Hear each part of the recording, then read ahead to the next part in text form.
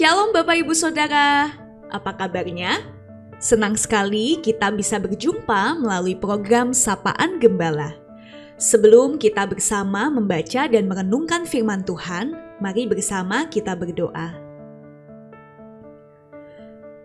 Ya Allah, pada kesempatan ini, kami mau membuka diri kami untuk mendengar apa yang menjadi kebenaran-Mu.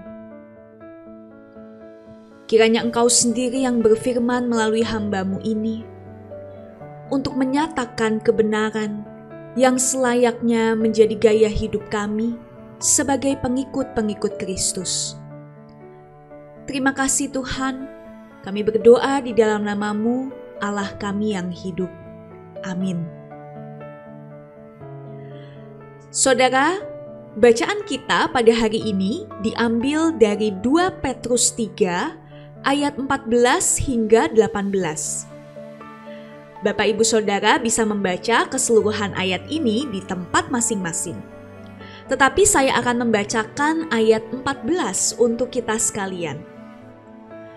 Sebab itu saudara-saudaraku yang kekasih, sambil menantikan semuanya ini, kamu harus berusaha supaya kamu kedapatan tak bercacat dan tak bernoda di hadapannya dalam perdamaian dengan Dia.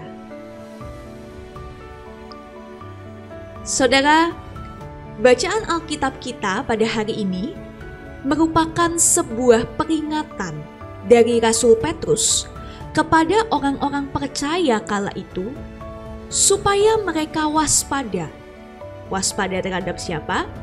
Waspada terhadap para penyesat, guru-guru palsu yang berniat untuk menjauhkan mereka dari kebenaran sejati. Terkhusus kebenaran bahwa Kristus akan datang kembali ke dunia ini. Nah saudara, kita sebagai umat Tuhan harus sadar bahwa waktu Tuhan seringkali tidak sama dengan waktu kita. Penantian akan kedatangan Kristus kembali itu justru selayaknya menjadi satu kesempatan bagi kita untuk mempersiapkan diri sebaik mungkin di dalam menyambut Dia. Nah, itulah mengapa sebagaimana yang tadi kita baca di ayat 14, bahwa sambil menantikan kedatangan Kristus, kita harus berusaha untuk tidak bercacat dan tidak bernoda di hadapannya. Nah, pertanyaannya, apa sih yang dimaksud dengan tidak bercacat dan tidak bernoda? Maksudnya adalah bagaimana kita berkomitmen untuk hidup berlandaskan pada kebenaran dan kehendak Tuhan, bukan pada kehendak kita.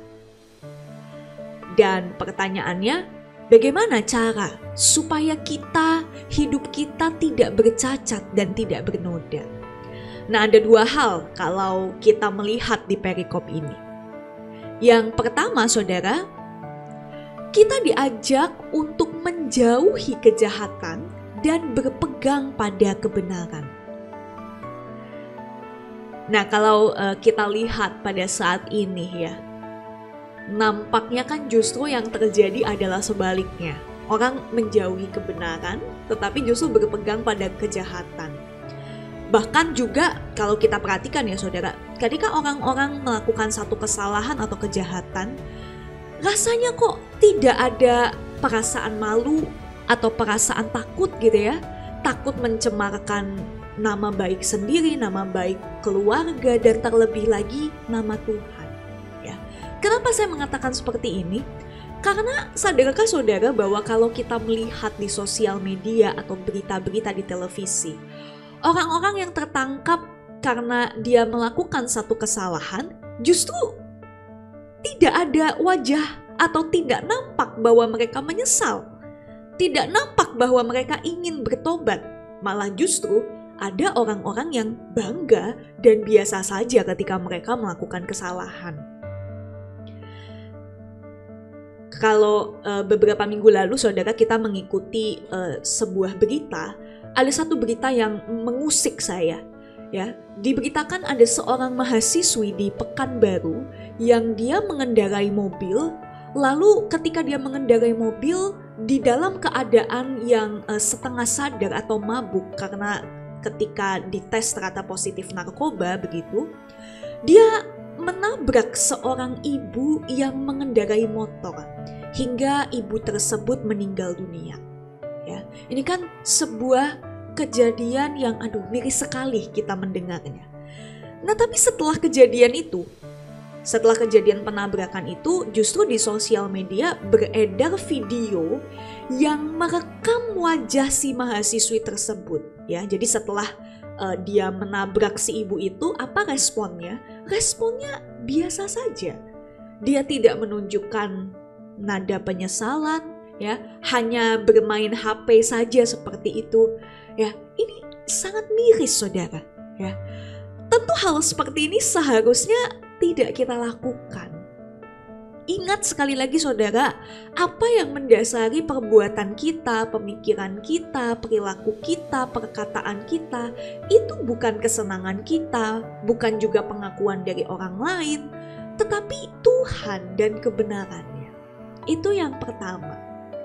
Lalu yang kedua, saudara, kita juga diajak untuk bertumbuh di dalam kasih karunia dan pengenalan akan Tuhan. Nah, ini yang tertulis di ayat 18. Kalau kita lihat, saudara, dalam bahasa asli kitab Perjanjian Baru atau bahasa Yunani, kata bertumbuh itu secara harafiah bisa diartikan sebagai teruslah bertumbuh. Artinya apa? Artinya setiap hari di dalam hidup, hendaklah kita gunakan itu sebagai kesempatan untuk terus bertumbuh di dalam iman dan pengenalan akan Tuhan. Kita perlu terus menyisihkan dan bukan menyisakan waktu untuk Tuhan, supaya kita semakin mengenal Dia, supaya kita semakin memahami kehendak-Nya dan melakukan firman-Nya dalam hidup kita. Nah, ini menjadi refleksi juga buat kita. Sudahkah kita senantiasa menyisihkan waktu kita untuk Tuhan? Nah, jadi saudara, mari bersama kita tanyakan kepada diri kita. Apakah hari ini, saat ini, saya sudah menjadi pribadi yang lebih baik daripada saya di hari-hari sebelumnya? Lebih baik yang dimaksud tentu menjadi semakin serupa dengan Dia. Atau justru sebaliknya, kita menjadi semakin serupa dengan dunia. Nah, saudara, kiranya di dalam hari-hari kehidupan kita yang masih Tuhan anugerahkan di dunia ini, kita dapat sungguh-sungguh memaknai sebagai satu kesempatan untuk berpegang pada kebenaran dan bertumbuh dalam kasih karunia-Nya. Sehingga ketika Kristus datang kembali, Dia akan mendapati kita sebagai pribadi yang tak bercacat dan tak bernoda di hadapan-Nya. Amin. Mari kita berdoa. Di dunia saat ini, di mana kami seringkali diperhadapkan dengan berbagai kejahatan, orang-orang yang justru bangga ketika mereka melakukan sebuah kesalahan. Tetapi ajarlah kami untuk tidak terbawa oleh arus dunia ini. Dan justru kami semakin mendasarkan laku kehidupan kami kepada kehendak dan juga kebenaran-Mu. Kami memohon hikmat Tuhan untuk memimpin kami, menuntun kami di dalam setiap hal yang kami lakukan. Terima kasih Tuhan.